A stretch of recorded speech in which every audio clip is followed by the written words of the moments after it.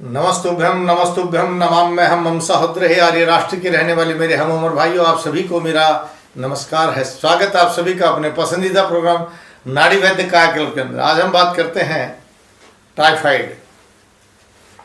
यह बहुत ही भयानक और गंभीर परिणाम होते हैं अगर इसका सही ढंग से इलाज नहीं किया जाए तो।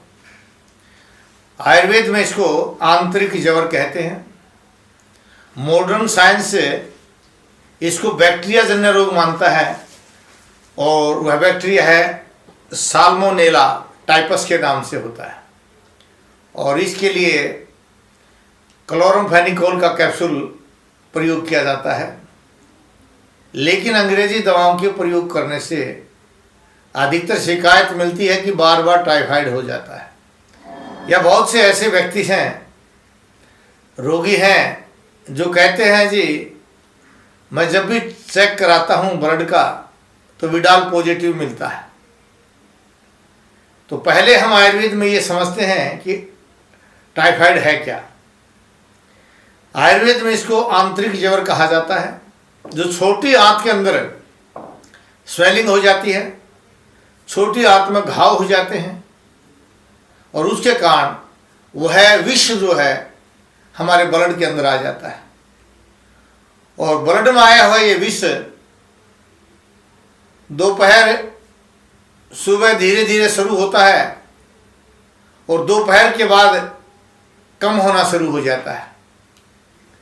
यानी विष का प्रभाव है जैसे जैसे सूर्य की गर्मी बढ़ती है, उस गर्मी से शरीर के अंदर जो रक्त में विष पैदा हुआ है वह विष बढ़ता चला जाएगा और दोपहरी के बाद जैसे सूर्य ढलता है वो विष कम होता चला जाएगा, यानी बुखार का कम होना शुरू हो जाएगा। इसमें खांसी होती है और आयुर्वेद की परिभाषा में कहते हैं कि भूख खत्म हो जाती है, शरीर पर छोटे छोटे दाने हो जाते हैं, सफ़ेद सफ़ेद दाने होते हैं, दिखाई देते हैं वो दाने, और जिह्वा भी बीच में सफ़ेद होकर के किनारे लाल हो जाते हैं। और आयुर्वेद कहता है कि अगर इस समय आपको दस्त लग जाते हैं तो हम कहते हैं कि आपका टाइफाइड जो है वो बिगड़ गया है। दस्त नहीं लगने चाहिए, लेकिन आयुर्वेद में कहा गया है कि अगर टाइफाइड की रोगी को पित्त है तो हमें पित्त के साथ साथ कब्ज भी है तो वहाँ पेट साफ करने के लिए अमलतास का गुद्दा और उसके अंदर मुनक्का डाल करके उबाल करके पिलाना चाहिए, जिससे पेट साफ हो जाए।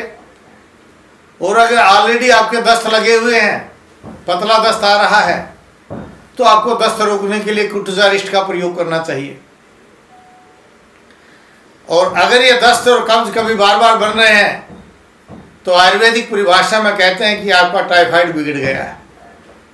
और ये बिगड़ा हुआ टाइफाइड आगे चल करके या तो अस्थमा बना देता है, या लंग्स की टीबी बना देता है, या फिर आंतों में कैंसर बन जाता है और ब्लड के कैंसर का भी कारण बन जाता है आयुर्वेद के सिद्धांत के अनुसार। क्योंकि आयुर्वेद कहता है कि शरीर के अंदर आमाशय के रस, बाइल डक्ट के जूस और पैनक्रियाटिक जूस के द्वारा जो भोजन को तोड़ा जाता है, एमिनो एसिड्स के द्वारा जो भोजन को पचा करके लिक्विड बनाया जाता है, वह अवशोषित किया जाता है छोटी आंत के द्वारा। लेकिन छोटी आंत की उन लसिका वाहिनियों में सोजन आ जाने के कारण जितना वो एब्जॉर्ब करना चाहते एब्जॉर्ब नहीं होता, या होता है तो उसमें जो अल्सर बन गए हैं, घाव बन गए हैं, जो एसिड बन गया है, वो एसिड जो है रक्त में चला जाने लग जाता है और रक्त में जाने से ये आंतरिक ज्वर टाइफाइड नाम की बीमारी पैदा हो जाती है।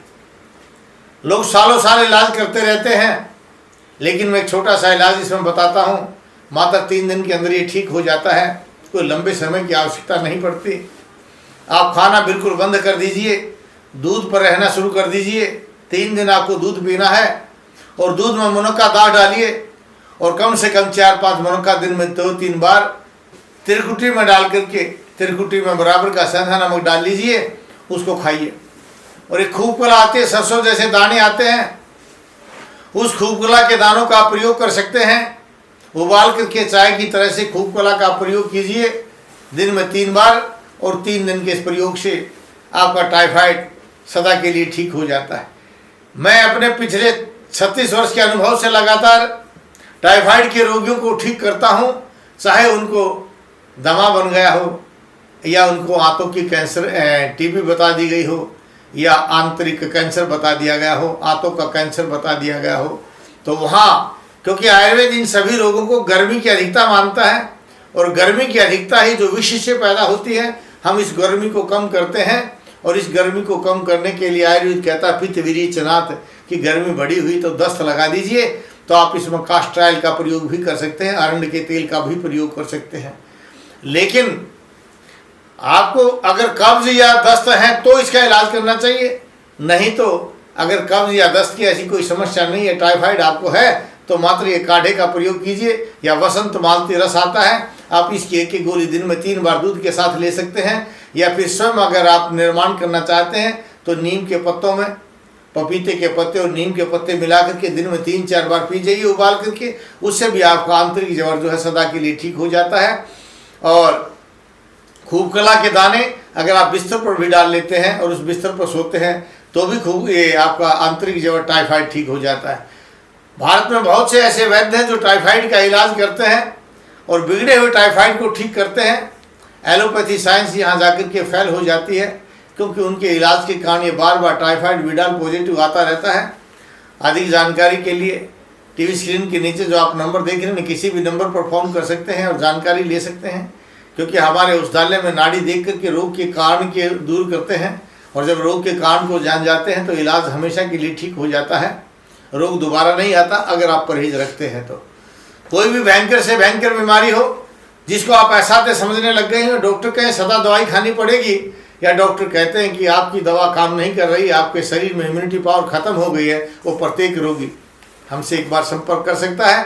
चाहे आप कुरियर के माध्यम से दवाई मंगा सकते हैं या औषधालय में आकर के दवाई ले सकते हैं। गच्छामि पुनर्मिलनाय, जा रहा हूँ दोबारा मिलने के लिए, इन्हीं भावों के साथ कि आप स्वस्थ रहें, अपने परिवारजनों को स्वस्थ रखें, भारतवर्ष को स्वस्थ रखें। जय भारत, जय भारती।